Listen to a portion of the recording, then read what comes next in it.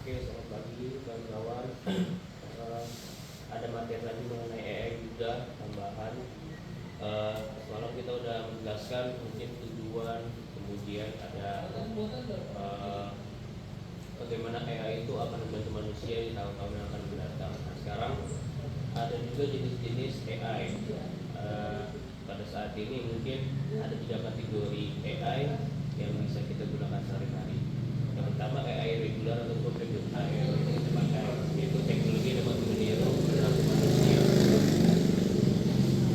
Yang kedua ada machine learning. Machine learning itu yaitu subset AI yang memungkinkan belajar dari data, sehingga mungkin yang kawan-kawan pakai untuk data analisis, untuk proyeksi, untuk memperhitungkan prediksi, itu machine learning. Dan ketiga ada deep learning.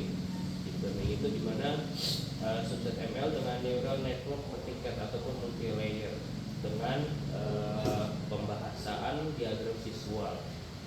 Kemudian dimana kalau deep learning ini biasanya kita gunakan pada server-server ataupun pasar-pasar data yang memungkinkan butuh analisis data lebih dalam, lebih lengkap, lebih komplit, dan lebih complicated biasanya. Sehingga biasanya digunakan pada server-server data yang membutuhkan banyak penyimpanan, banyak komputasi dan lain-lain. Kemudian untuk machine learning secara detail dapat memetakan input dan output menggunakan pola dalam data, di mana alurnya ada beberapa alur sehingga mungkin ini sedikit complicated. Jenis-jenis machine learning sendiri, pertama ada supervised learning, yaitu model yang dilatih menggunakan data tulis. Contohnya seperti klasifikasi dan regresi. Yang kedua ada unsupervised learning, di mana data yang tidak terlabel, contohnya seperti clustering maupun deteksi anomali. Yang ketiga ada reinforcement learning, yaitu belajar melalui trial dan error dan reward punishment. Kemudian ada bagaimana contoh implementasinya, yaitu yang pertama ada supervised, itu dapat memprediksi hasil panen, dapat mendeteksi penyakit tanaman, dapat menganalisis tren. Yang kedua contoh dari unsupervised, yaitu ada segmentasi pelanggan, kemudian ada mendeteksi anomali penumpukan. Yang terakhir di reinforcement, yaitu ada untuk robotik, navigasi, mobil otonom, dan game catur.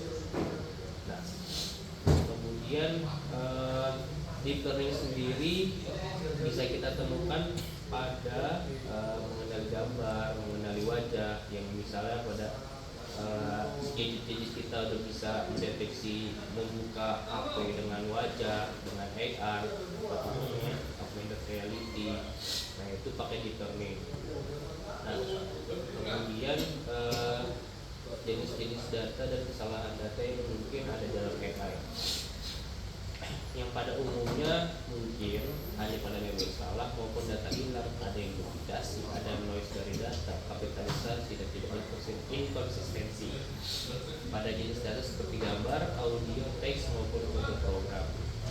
Nah, mengapa visualisasi data itu penting? Visualisasi data itu penting untuk memahami pola dan membuat dashboard interaktif serta mempercepat keputusan. Kemudian ada mempermudah insight, analisis, dan menyatukan interpretasi dalam analisis itu. Kalau toolnya sendiri ya banyak, kita bisa dari sana aja. Kemudian ada beberapa hal lagi yang harus kita perhatikan dalam penggunaan AI, yaitu etika dalam AI. Ada prinsip etis dalam penggunaan AI itu sendiri. Kemudian ada bias dan keadilan. Ada privasi yang harus dijaga. Ada transparansi yang harus kita ketahui, dan bagaimana kita mengakses untuk transparansi itu tersendiri. Jangan menjadi AI itu hanya sebagai tools maupun alat secondary tools yang mungkin menurut kawan-kawan itu tidak penting. Jadi setidaknya kalian pun mengerti bagaimana AI itu berpola, bagaimana AI itu bisa mengetahui privasi kita, itu sangat penting. Kemudian ada inklusivitas, di mana data itu harus mewakili berbagai latar belakang.